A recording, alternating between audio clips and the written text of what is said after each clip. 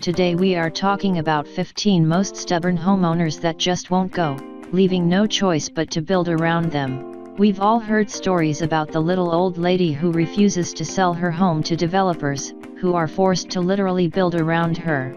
From China's famed nail houses to some stubbornly insistent landmarks, check out these holdout homes that spit in the face of progress. Number 1. Biogen, the duck farmer. For more than a year, 67-year-old duck farmer Biogen, his wife, and 4 relatives lived in the house, stranded in the middle of the road in Wenling, a county in the eastern Chinese province of Zhejiang. The local government had plotted out the road in 2008, and bought the properties of more than 450 other homeowners along the route. But, Mr. Luo said he had paid nearly £60,000 to build his home, which boasted wood floors, built-in wardrobes, recessed lighting, and large picture windows with a view over the surrounding countryside. He turned down the government's offer of £22,000 for it. In the end, the government built around him, but it became a sensation when photographs of his house were published on the internet. Mr. Luo's home was called a nail house in Chinese, in reference to how it appeared like a nail sticking out of a wall. In the glare of the world's media, and as Mr. Luo's house became a symbol of protest against forced property demolitions, local officials finally took action. In 2012, the Luo family packed up their belongings and men armed with sledgehammers began knocking down the inside of the house. A few months later, bulldozers and diggers arrived and the nail house comes down under the arm of an excavator after the duck farmer and his wife agreed to accept compensation of 260,000 yuan, equivalent to £41,000. Number 2. $1 Million Corner, the New York City nail house. The $1 Million Corner is a small plot of land measuring just 1,200 square meters. The owner refused to sell the building to the Macy's company, which was immediately adjacent to it at 34th Street and Broadway in New York City. It is believed that the Spiegel Cooper department store, which had built what they thought was the world's largest store on 6th Avenue in 1896, tried to prevent Macy's area expansion by asking Robert H. Smith, who was a neighbor of the Macy's store on 14th Street, to purchase a small 5-story building on the corner of 34th Street and Broadway for $375,000, an incredible sum in 1900. The idea had been to obstruct Macy's from becoming the largest store in the world. However, Macy's ignored the tactic, and simply built around the building, which now carries Macy's shopping bag sign by lease arrangement.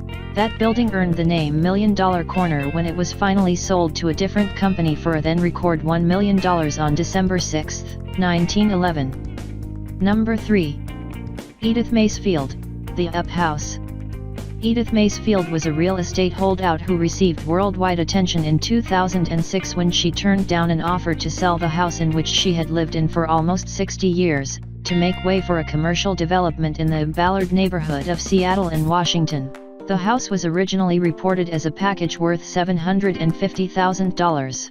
By 2006, Ms. Macefield's home stood almost alone, her neighbors long gone as developers prepared to build Ballard blocks, a retail and office development. She was offered $1 million in cash for her property, in addition to assistance with housing and healthcare. But, she adamantly refused. Both she and the 1,000-square-foot house became a symbol of standing up to corporate giants after developers were forced to awkwardly build the 5-story project surrounding her 108-year-old farmhouse. The story mirrored the plot of the Disney Pixar movie Up, which sees an elderly man refuse to leave his house to go into a nursing home, so he turns it into a makeshift airship by attaching balloons to it.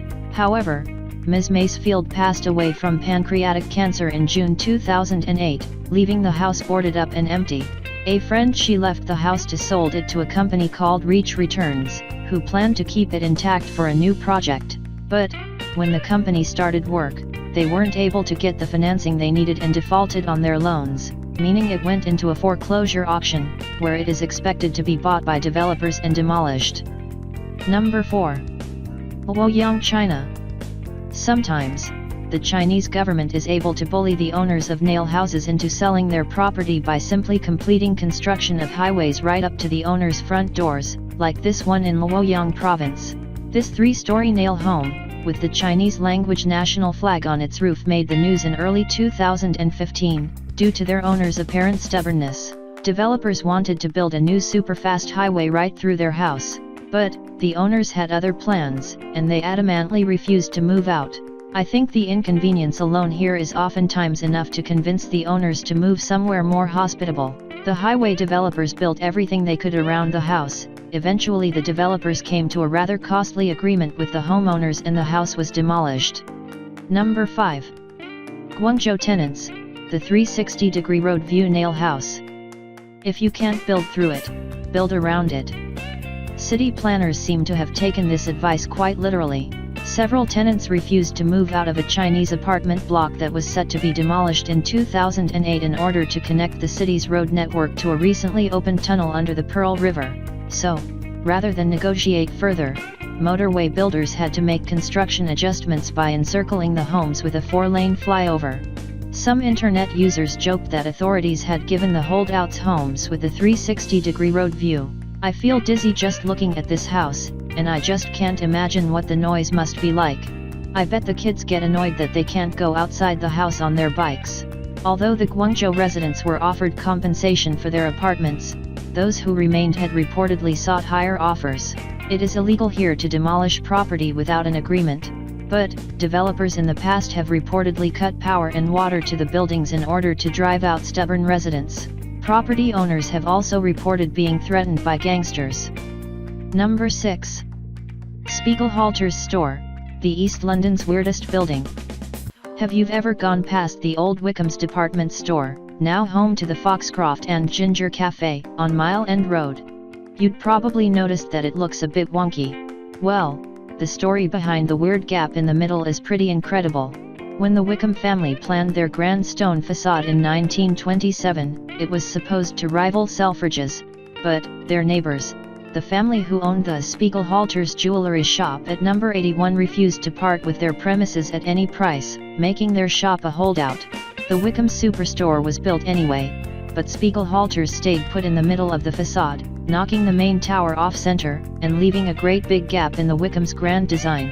Spiegel Halters finally closed in the 80s, outliving Wickham's by 2 full decades, but the shop is still there. The much-missed architectural writer Ian Nairn called it a perennial triumph for the little man, the bloke who won't conform. It is one of the best visual jokes in London, and it provides a vivid glimpse into the East End's Jewish history as well as a reminder that occasionally rich property developers don't get everything they want. Number 7. Yangwu and Wuping, Chongqing, Western China. The most famous nail house holders are Yangwu and Wuping, residents of Chongqing in Western China. Their house and restaurant was in the middle of the proposed site of a sprawling 6-story shopping mall. While 280 neighboring families accepted the government's payout and agreed to leave in 2004, Mr. Yang and Ms. Wu held out. Developers cut their power and water, and excavated a 10-meter deep pit around their home, which the family had inhabited for 3 generations in an attempt to force them out. The owners broke into the construction site, reoccupied it, shouting from the rooftop, "We shall not move. We will live and die with the house," while flying a Chinese flag. In rebellion, Yang Wu, a local martial arts champion, reportedly used nunchucks to build a ladder up the pit, and threatened to beat up any official who tried to evict the couple. However, after protracted negotiations with the developers, they reportedly settled in 2007 for 1 million yuan, equivalent to $166,000, plus a new apartment. Number 8. St. Joseph Catholic Church, San Antonio, Texas, the Holy Holdout.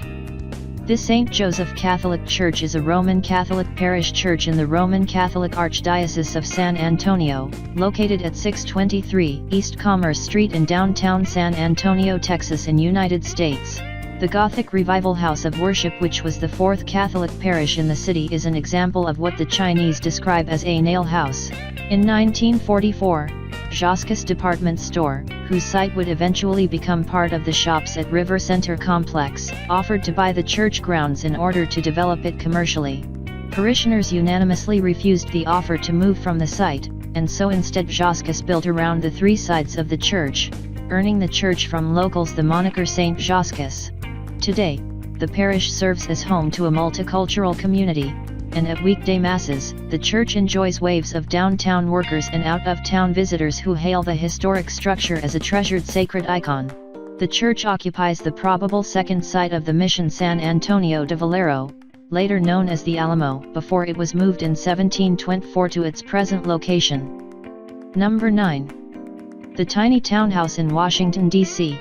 A gentleman by the name of Austin Spriggs owned a tiny townhouse in Washington, D.C. and was doing his best to resist development. When developers was sweeping through the area to build more office buildings and apartment complexes, they offered him $3 million to sell it. But he was holding out for more money. Eventually, it seems greed and stubbornness got the best of him. Spriggs held on, and allowed the real estate market to fizzle out. Instead of giving him more money, the city simply built around his house and rescinded their offer. The property started looking like a graveyard, until he turned the property into a successful pizza joint. He was later forced to sell it for a flimsy $750,000, chump change considering the previous offers. Number 10. The Auto Barn, China's pointless motorway. Drivers on this newly built highway found themselves on a road to nowhere when they hit an entire farmhouse blocking the route. Most of the residents of Dongying in China accepted pay packages to move out and allow for construction on the road. But 72-year-old farmer Ye Tan and his 71-year-old wife, Shen, felt they were not offered enough, so they stayed put. Refusing to miss the deadline, the local council simply built either side of it. Now, Mr. Tan's yard and barn, home to a goat and a few chickens, straddles the highway in East China's Shandong province, completely blocking any cars from getting past. Small vehicles can make their way round on a narrow dirt track to the side. However, lorries will have to turn back and take a diversion. The road was branded effectively pointless until the farmer is removed. The images that ended up widely shared on Chinese social media network, Weibo, were largely confined to attracting criticism of the local council for rushing the building work through without signing up the land. The council say that their hands are tied to paying approved rates for land to prevent setting a bad example and encouraging others to hold out for a good price. Number 11. The Nail Grave, the isolated tomb. Sometimes the property in question doesn't even have a house built on it, like this plot of land in Japan. A dispute between a property developer and the relatives of a person whose grave sits in the middle of a construction site has resulted in a very strange sight. Villagers were paid to move the remains of their loved ones from the cemetery to make way for construction. However, one family, who were reportedly unhappy with the level of relocation compensation offered, refused. The sole grave now remains on a mound of earth, measuring 10 square meters up in the sky as construction takes place around it.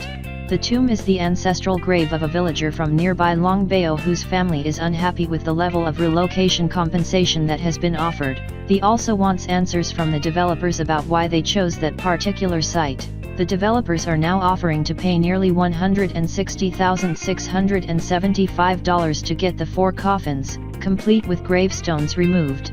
The plot was therefore dubbed the Nail Grave. Number 12. Narita Airport, the holdout farm in Japanese airport. At Narita Airport in Japan, farmers refused to part with their land, which happens to be situated in the middle of the airport. More astonishingly, they are in very close proximity to the runway and don't mind experiencing the tremor each time a flight takes off or lands. Since the airport's opening, around 90 planes a day fly over their district, often at an altitude as low as 40 meters as they take off or approach for landing. The noise often exceeds 100 decibels, a level equivalent to what one hears under an elevated railway. It all started when some of the residents of Narita were angry that the Japanese government tried to use eminent domain to uproot them from their homes and farms. As a result, they fought hard legal battles that allowed them to keep their homes. The government eventually took enough land to build Narita Airport, but with just 1 runway, not the 3 originally planned despite the years of bitter resistance. The facility opened in 1978, 2 months after a last-ditch protest in which masked and helmeted leftists took over the almost finished control tower and smashed its equipment. It was the longest and deadliest conflict in the country's post-World War II history, lasting 39 years and claiming the lives of 13 people. The final act in the conflict was played out in July 2005, when the airport authority announced that it had given up trying to persuade 7 farmers holding small plots blocking the southern expansion to sell their land. Number 13. House in a Hole, Yang family home in Yuchang, China. At first glance, this house looks like it might have been in the middle of a massive explosion, yet is somehow still standing. But the 3-story building in Yuchang, Hebei Province is in the middle of a construction site of a high-tech industrial park and has fallen victim to China's rapid urban development. The lone house surrounded by piles of dirt left by the ongoing construction belongs to a man with the surname Yang, who has refused to move during a 2-year battle with the local government. In 2012, Mr. Yang was unable to agree a relocation compensation amount with the authorities, and the developer subsequently cut off his water and electricity. Both Mr. Yang and his family left the home briefly to move into rented accommodations while his daughter-in-law gave birth. Due to economic reasons, they have since moved back. They are forced to collect water from a river more than a kilometer away. For light, they resort to using candles and lamps. But the lack of utility service isn't even the most troubling part of this story. The Yang home is in immediate danger from flooding, landslides, and land instability caused by the construction. Cracks have appeared in the house and the family fears that one severe downpour could spell disaster for their home. Number 14. Yongjia Nail House, in eastern China. In 2015, construction workers were forced to build a $15 million road around 2 apartment blocks in China after several families refused to move. The embarrassing rebuke by the 10 households forced developers to curve the major new route around the properties in the city of Yongjia, in eastern China's Zhejiang province. When officials launched the multi-million-dollar blueprint to much fanfare, saying the new 10-mile provincial road would provide a fast and efficient route between the city and 19 surrounding villages.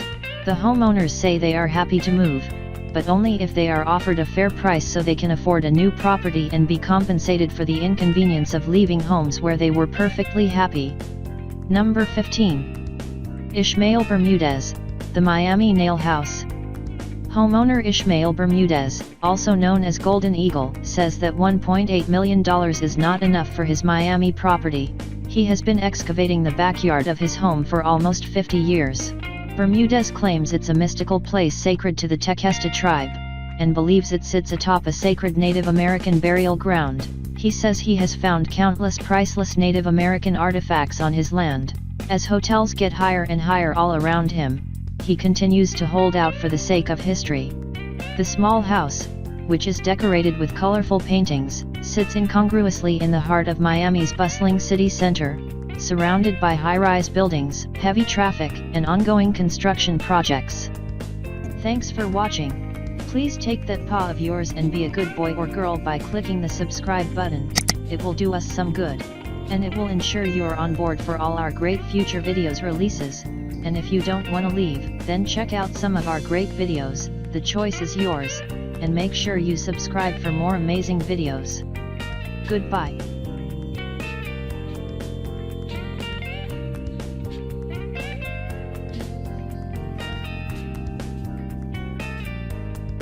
Thanks for watching. Subscribe for more.